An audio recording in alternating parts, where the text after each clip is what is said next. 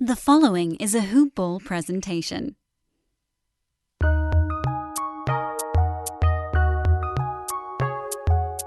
Welcome to the Fantasy NBA Today podcast.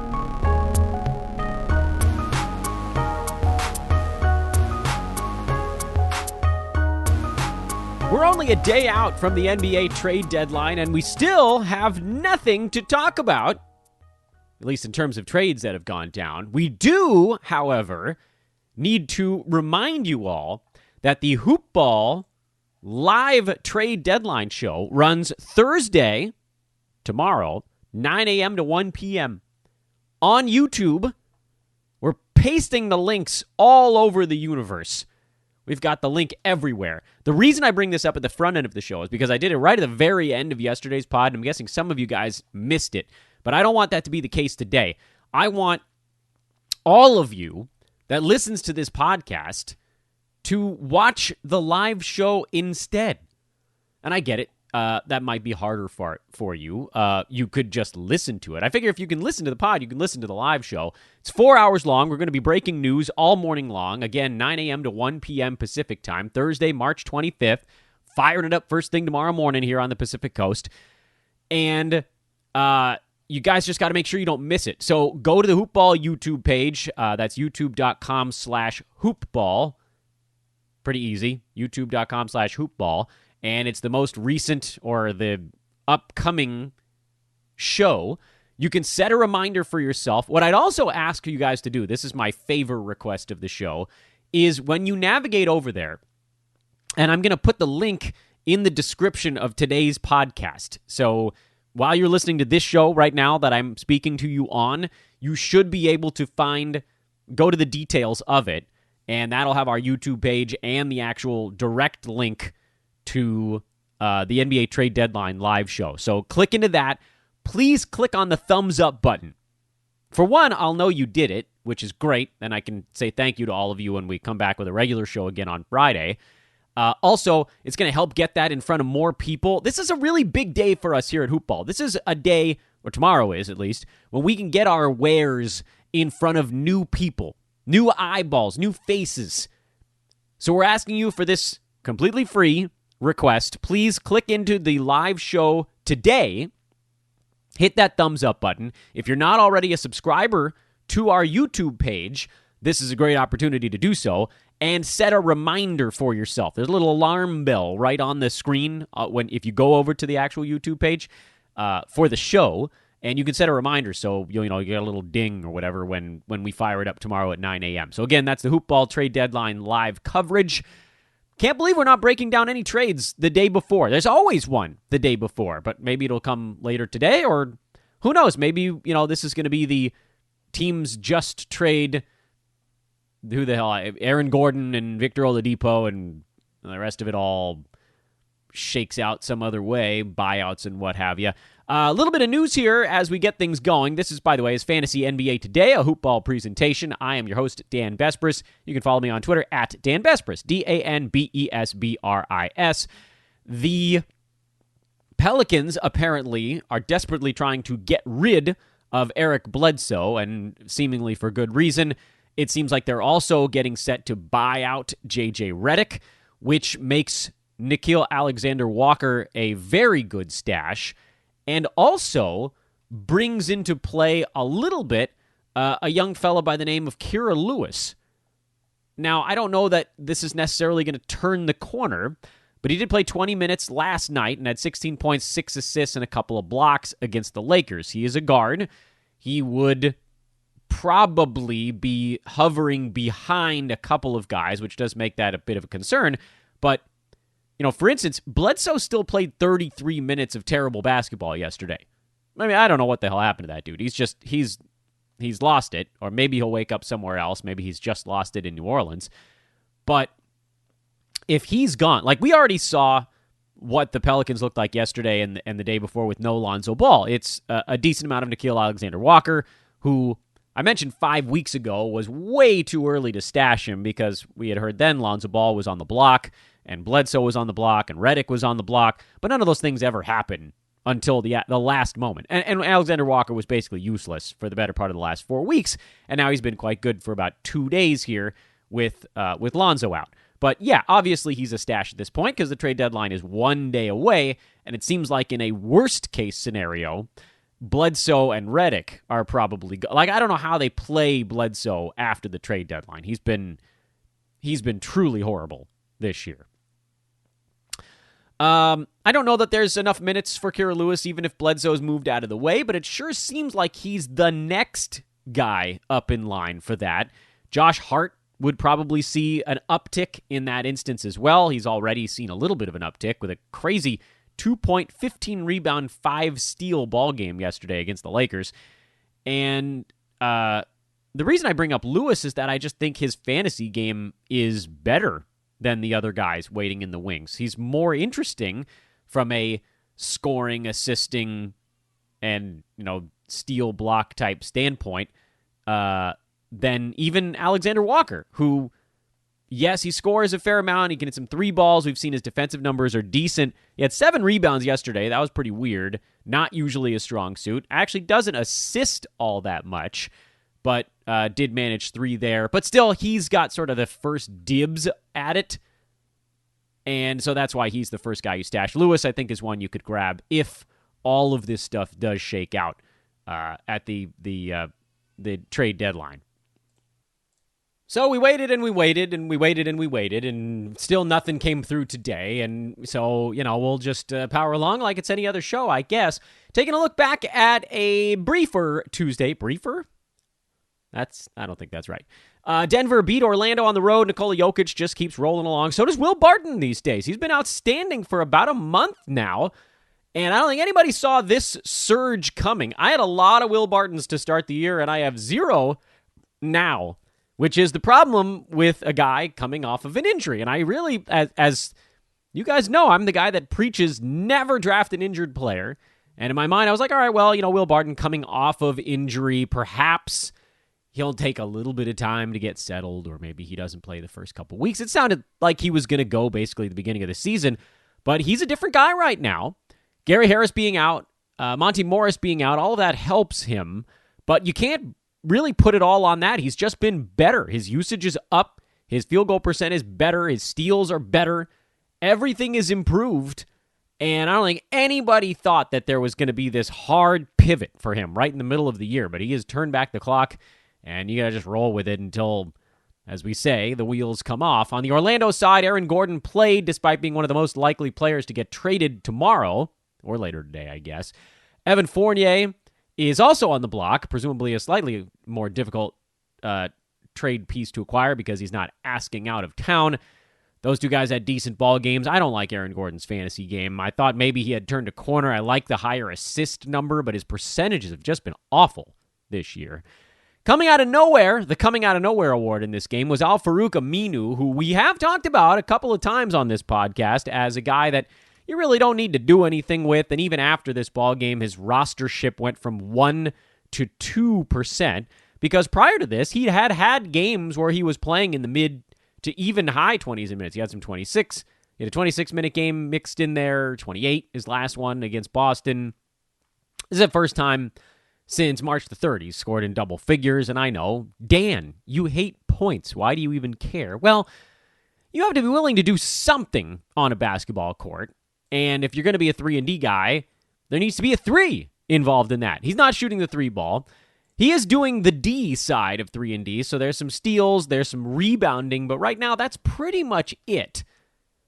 He's more of a deep leaguer, and that's okay. We'll keep watching, though. The problem with the Magic, and I've said this before on the pod and on social media as well, at Dan Besbris, is that their backups don't have fantasy game other than Mo Bamba, who can't stay healthy enough to play for more than a week or 2 in a row, and who really thinks Vooch is getting traded at the deadline. Not me. That's a heavy lift on that one. So you probably see someone like an Aaron Gordon go out, maybe a Terrence Ross, and you get what? More Chuma Okeke, who's fine, decent basketball player. More Al-Farouq Aminu, more Gary Clark, more Dwayne Bacon. I don't want any of these guys. Even with starters minutes, I don't want these guys on my team. So, blech. Washington lost in New York. Knicks blew them out. I was wondering if the Wizards would have anything to do in this ballgame, but the Knicks coming off of that back-to-back games where the refs really kind of jacked the ballgame up, you knew they were going to come out mad, particularly Julius Randle, who had 37 on 7 3-pointers. Hello. But the story on the New York side, there's never a story on the Washington side. They're the same old crap every game. The story on the New York side, Alfred Payton came back, played 21 minutes. Derrick Rose was cleared for this game but did not play due to reconditioning issues stemming from a very bad COVID infection. But despite starting, Nerlens Noel played backup minutes, basically. 17 minutes for Nerlens, most of them in the first half. Mitchell Robinson logged 31 minutes off the bench. 16 and 12, 2 assists, and 3 blocks on 7 out of 9 shooting. Welcome back, Mitchell Robinson. He's ready to go. You can fire him up if you hadn't already. Also of note, Alec Burke still logged 29 minutes in this game, despite Payton and Quickly both being good enough to play. Payton's getting that starting job back. You already got it. Now you'll see the minutes probably trend up a little bit. But I do wonder if Alec Burke's perhaps finally healthy or maybe just kind of into a rhythm right now. I think you just keep on streaming him at least until we see Derrick Rose get back in the mix. And at that point, we saw pretty much everybody, even Derrick to some degree, but kind of except Derrick Rose, running out of fantasy value. Just too many guys that all were kind of doing the same thing.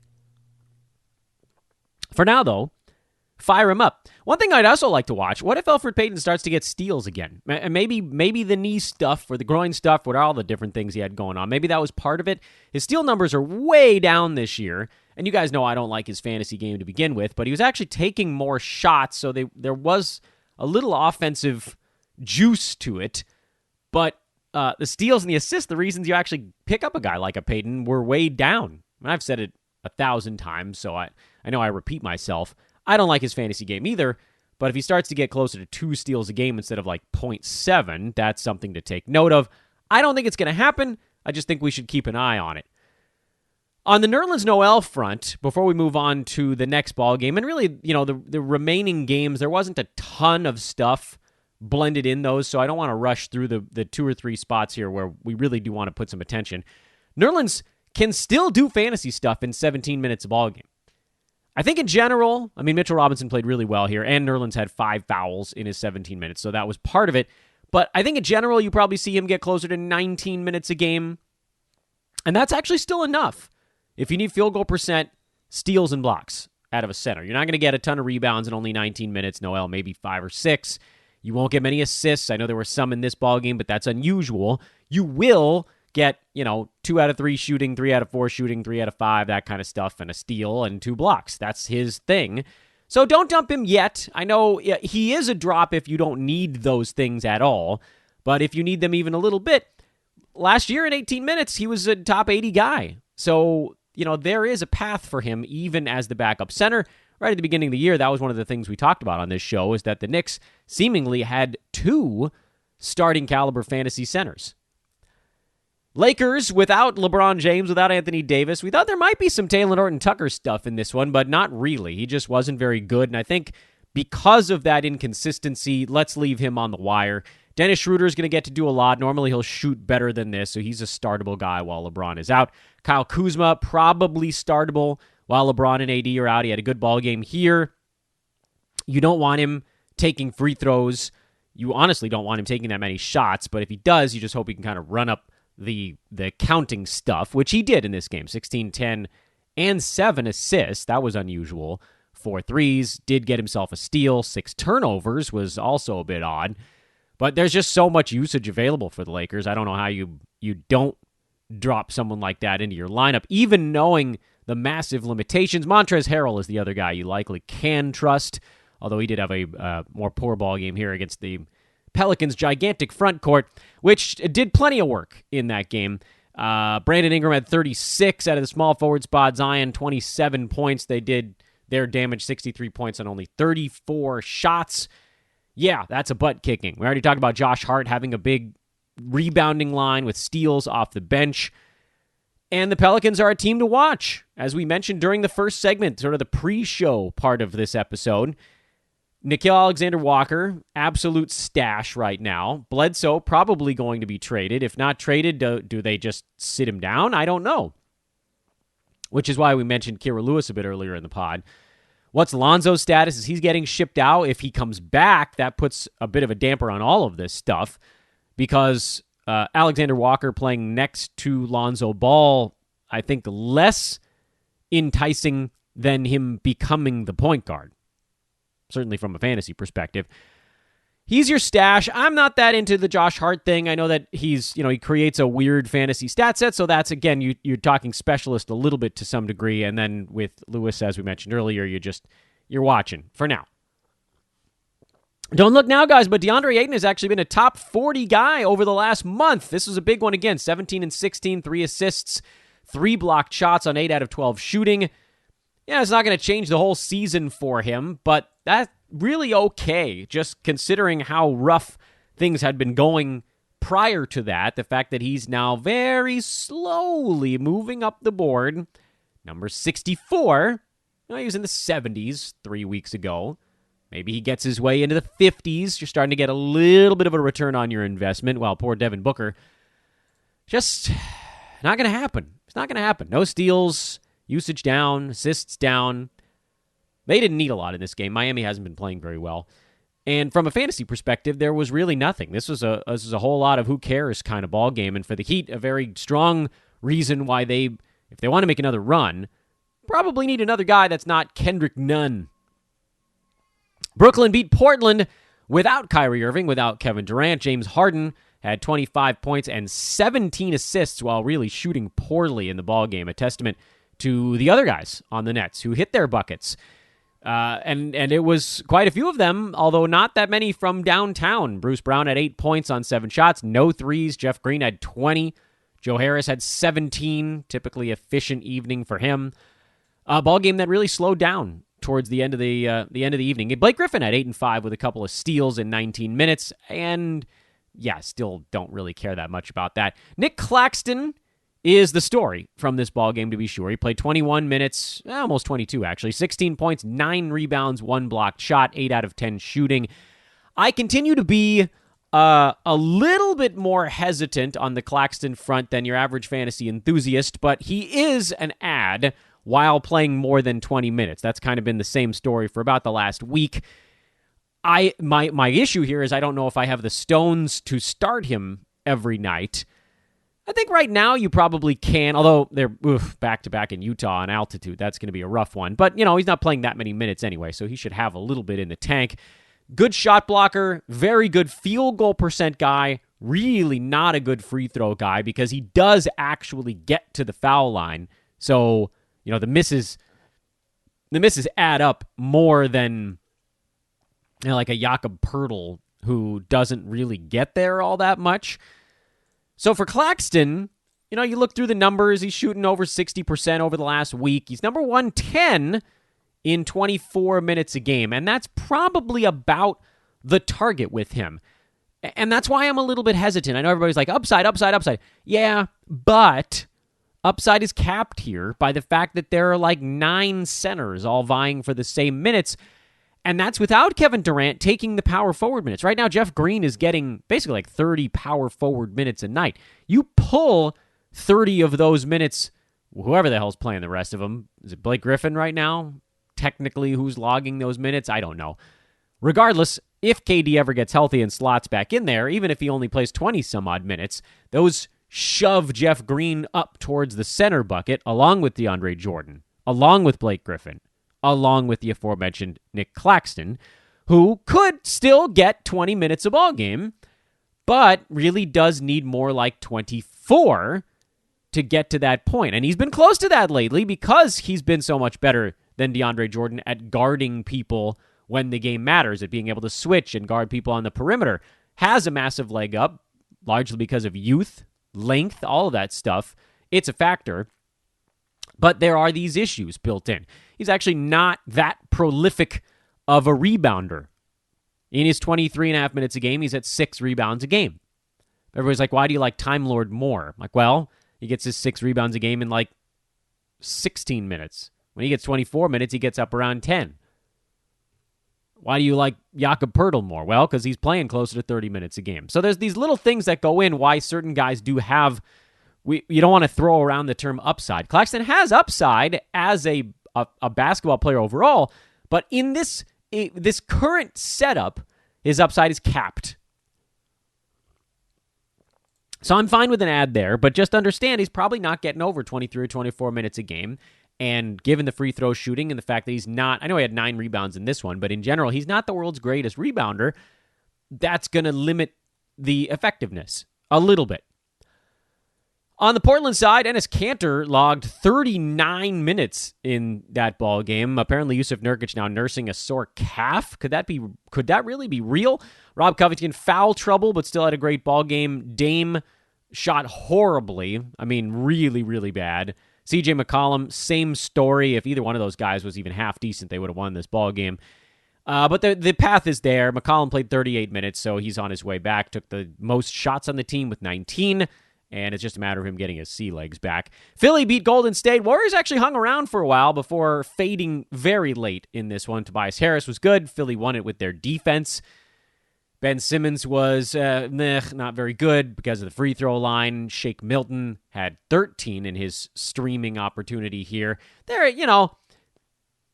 Tony Bradley got most of the center minutes, but we're not dealing with that.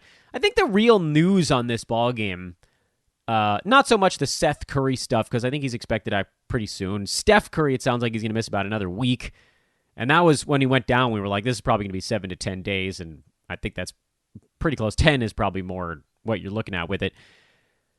Kelly Oubre had a big ball game with no Steph. Jordan Poole had 19, but an inefficient path to it. The news, I thought, on the Warriors side was James Wiseman starting and playing 26 minutes. Now, Philly runs a big lineup on the floor, so perhaps that contributed to Wiseman seeing additional playing time. But, and points leagues wise, or category leagues wise, I don't think he's there because he's not a great foul shooter. He's not a great rebounder even at his young age. Oubre and Dre both out-rebounded him. Kevon Looney out-rebounded him in fewer minutes than Wiseman. But you might be starting to think about Wiseman in points leagues if he really is going to get 25, 26 minutes, because when Steph's on the floor, that gets other people open. And the Warriors do kind of need some sort of dunking presence on the floor. And maybe this is the start of it. Problem, of course, with Wiseman, he's over-rostered.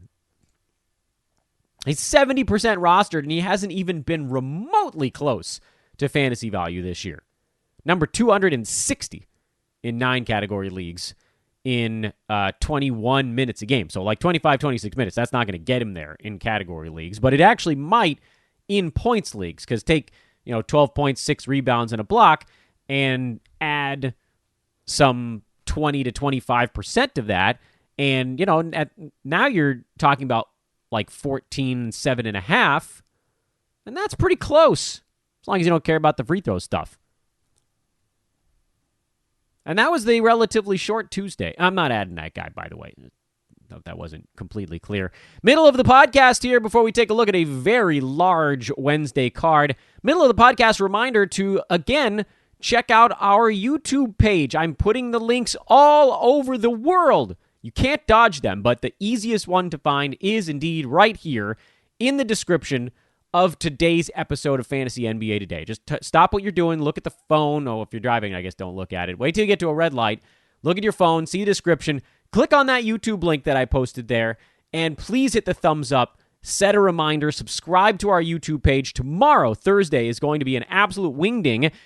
And that's how you get your trade deadline fantasy live coverage as news breaks. Don't wait for later in the day to get your news. Don't try to interpret it from the quick news on Twitter. Let us do it for you. We'll tell you who the drops and pickups are in real time. That's all tomorrow, Thursday at 9 a.m.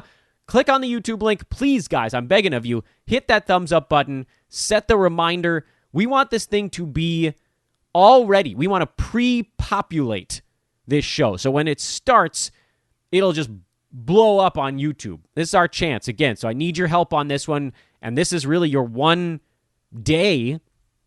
We don't have time to do it after the fact. We need it to be done before the fact. So this is your one day to do it. So please help us out a little bit this afternoon by clicking on that link, the thumbs up, the reminder, and the subscription button. A lot on the docket tonight on a big Wednesday, but we'll keep it relatively brief. I don't want this show to be a super long one. The only reason to do a long show right now is hoping that news breaks while you're talking, so you're almost filibustering a podcast and hoping that a trade comes through. Detroit at Indiana. No big news out of these two teams right now. Detroit continuing to run their usual guys. Indiana, kind of the same story as we get a better feel for TJ McConnell. Questionable there, Malcolm Brogdon and Miles Turner. And certainly if those two guys are out, you can expect McConnell to have another good ball game. Jeremy Lamb actually slid in. They needed his scoring in the last one. Sure would love to see Jeremy Lamb do more, but it's possible that he's just not really fully healthy this year. It's a big recovery, and he came back fast. Boston at Milwaukee. Apparently Boston is shopping Marcus Smart. That's the rumor. That would surprise the hell out of me, as I've said before, but you never know. Bucks, I haven't seen an update on Giannis. Maybe I missed it. What's the latest on Giannis? Is he sitting this one out again? I think he's a game-time decision. Yeah, he's questionable. Yeah, so there hadn't really been an update, and we're already in the afternoon at this one. Bucks have a back-to-back here with Boston. Rematch set, rather. They're not on back-to-back days. It's today and Friday. I don't expect the Bucks to be involved in anything at the trade deadline. There's nothing significant. They got their P.J. Tucker last week. Boston, there's a possibility, though. I guess Tristan Thompson's on the block, but, come on. Whatever. Time Lord crushing it these days. That's it. Denver at Toronto. Back-to-back game for the Nuggets down in Tampa, I should say. Raptors, man, they're on the brink of blowing the whole thing to smithereens right now. Kyle Lowry on the block, Norm Powell on the block. Is it time to finally pull the plug on this iteration of the Toronto Raptors? It sure feels like we are damn close to it. But that team suffers from Orlando Magic-itis, which is that the guys that are backing up those dudes are not particularly good. At least from a fantasy perspective. I'm sure they're quite good at basketball in general.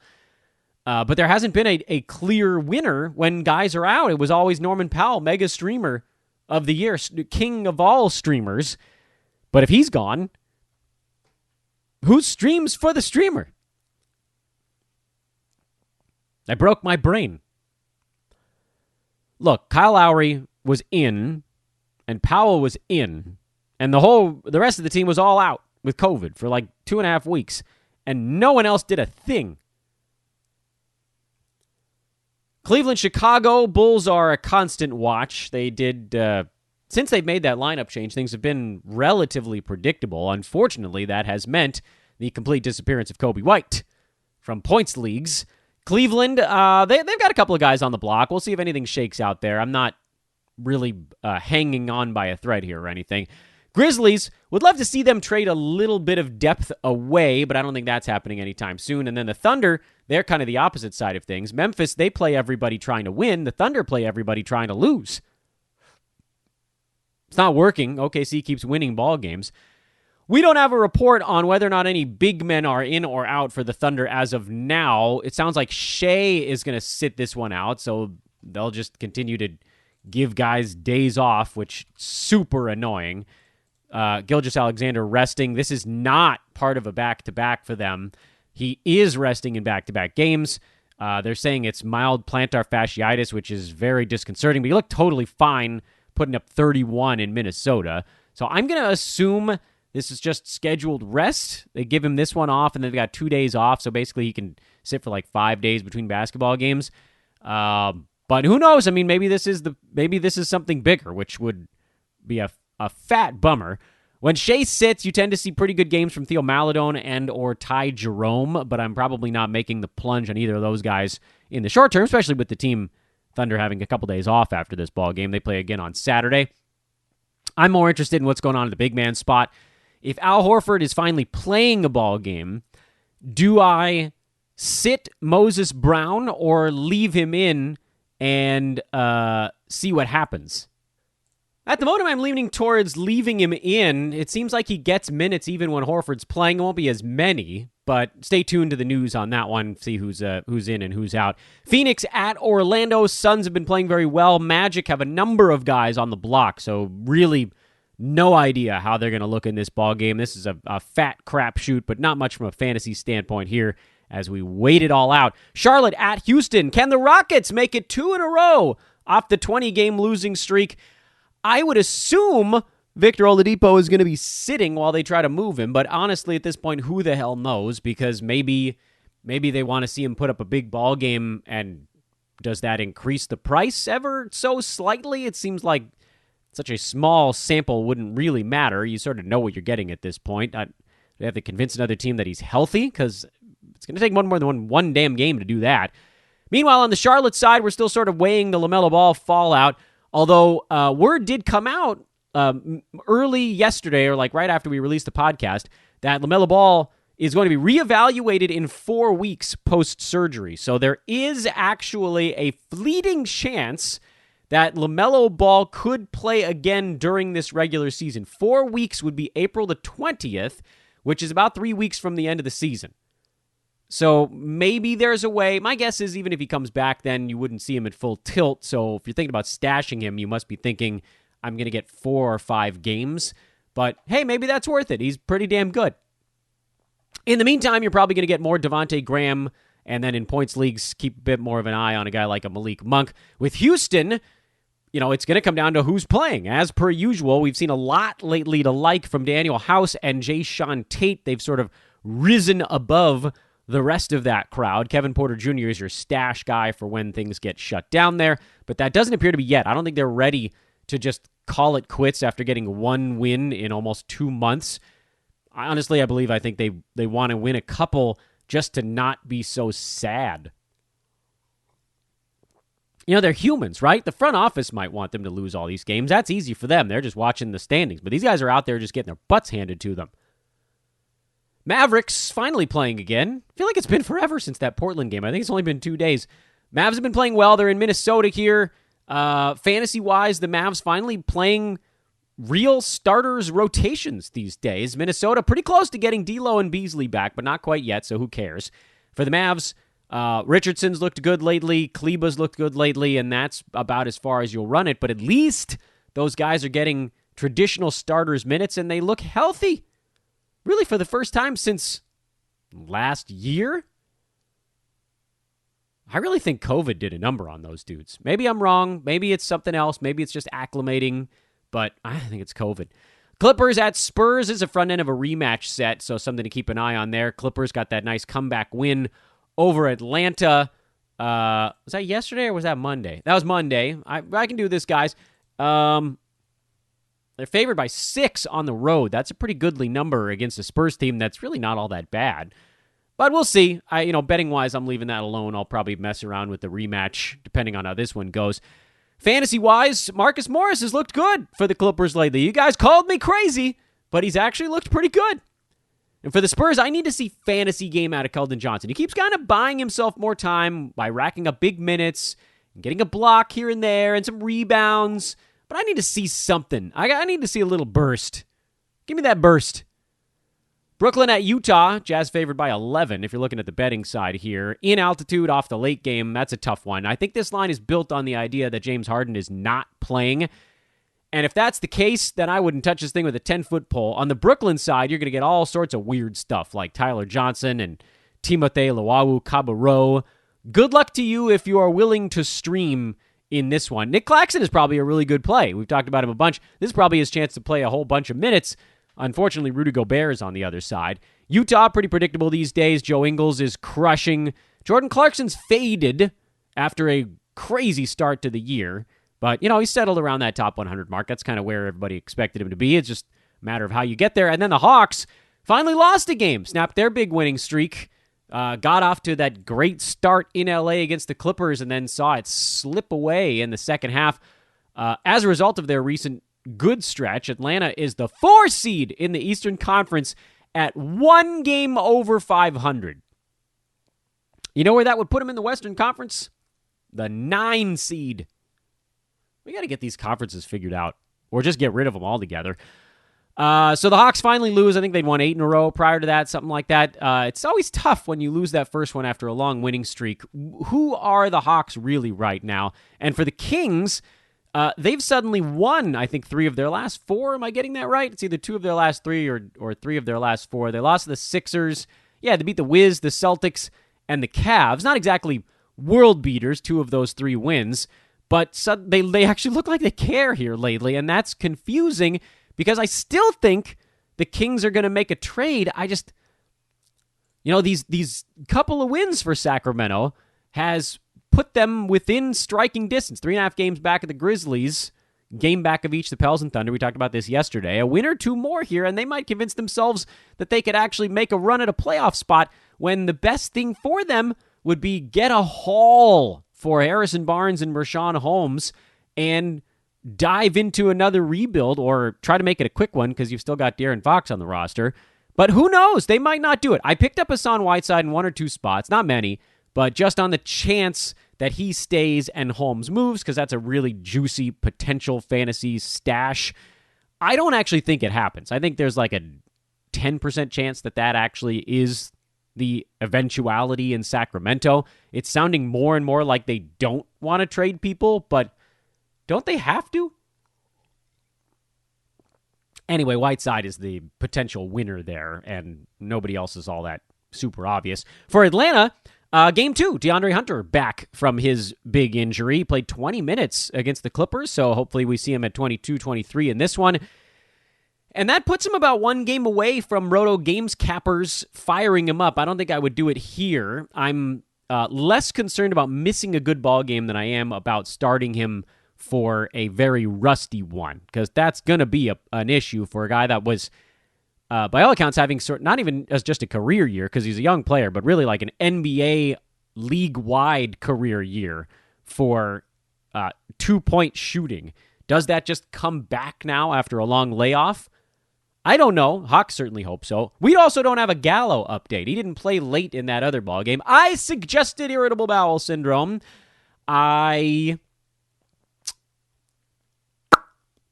probably am wrong, but I don't care because it's funny, and so that's why I'm going to roll with it. But they'll miss him if Gallo's out. He's a scorer that can help when teams trap Trey, although Sacramento lost to Atlanta by quite a lot in Georgia not that long ago, and they didn't do anything about Trey. They just let him run ragged because the Kings have no defensive identity at all. And you might see that again here, 230.5 the total in this game, second highest mark on the board behind just Dallas, Minnesota. So odds makers think they're going to be a few points also. Let's go ahead and put a pin in this thing for now. I don't want to make this a long show. Tomorrow is really going to be a big one. I got to save my voice a bit. Although now we're hearing, by the way, a little bit of not breaking news necessarily, but it sounds like Aaron Gordon might not want to be traded anymore. So who the hell knows what's going on in Orlando either? I guess if he's not traded, at least you know, right? The devil you know versus the devil you don't. Aaron Gordon probably gets played a decent amount no matter where he ends up. If he sticks in Orlando, then you know he's going to have plenty of opportunity, and you just hope that the shots and the free throws fall a little bit more frequently than they have been, and we'll roll with it from there. Last request, again, please, guys. I literally beg of you to do this thing that takes less than... This is really a 15-second request. It's nothing. Look at the description of the podcast, click the YouTube link or links that I put in there, and hit the thumbs up on tomorrow's deadline video today. I want to preload with thumbs up over there. Big deal for helping that thing blast out across the internet when we actually launch the show first thing tomorrow morning. And, of course, join us for the show. Chat room will be open. We will not be responding to it. That's going to be, the crowd talking amongst themselves. But we basically have a lineup now for tomorrow's show. It's going to be myself, of course. I'll be there for all 4 hours. Aaron Brewski will be there for about 3 of the 4 hours. Ethan Noroff, big name in the fantasy world. Adam King, Santino Cacone, Alan Soroki, Suryo Deshak, Steven Vidovich. It's gonna be a blast, man. And then we're hoping to sneak in Micah Patry near the end of that thing as well, our good buddy.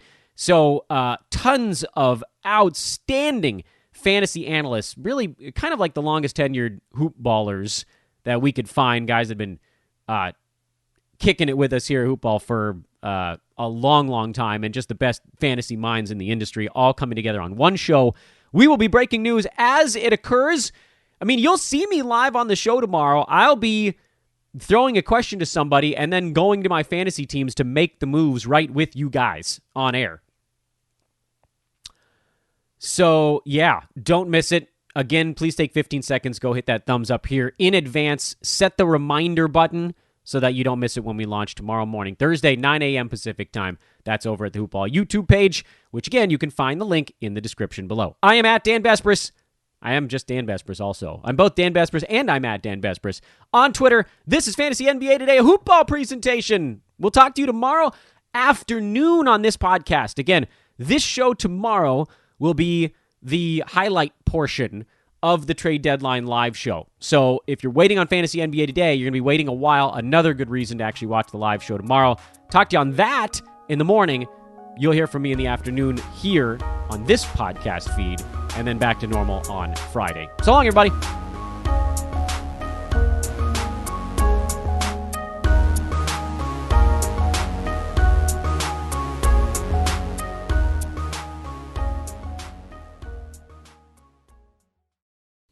This has been a Hoopball presentation.